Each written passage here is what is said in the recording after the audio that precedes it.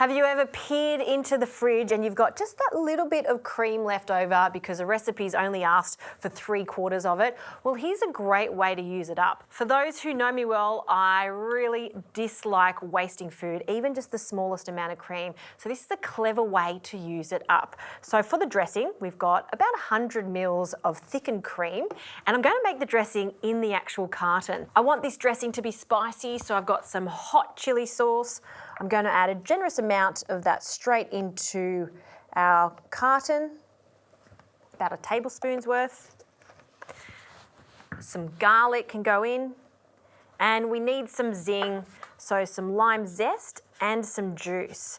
I'm kind of giving this a bit of a Mexican spicy feel, so that's enough zest straight in, along with the juice of 1.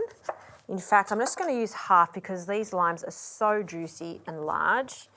Pop that in there. And then we'll squeeze the juice straight in. And to give it a little bit more heat, some jalapenos, finely chopped. And these are just jarred jalapenos that have been pickled. All right, after seasoning with some salt, lid on. And I'm going to give that a really good shake. And because it's thickened cream, it'll also thicken up slightly. All right, that is done. Let's have a look. Look how creamy that is. Fantastic. All right, we just have to dress the salad. I have a combination of avocado, chickpeas, corn, and kidney beans. I'll add some tomatoes to this, just for a pop of extra colour.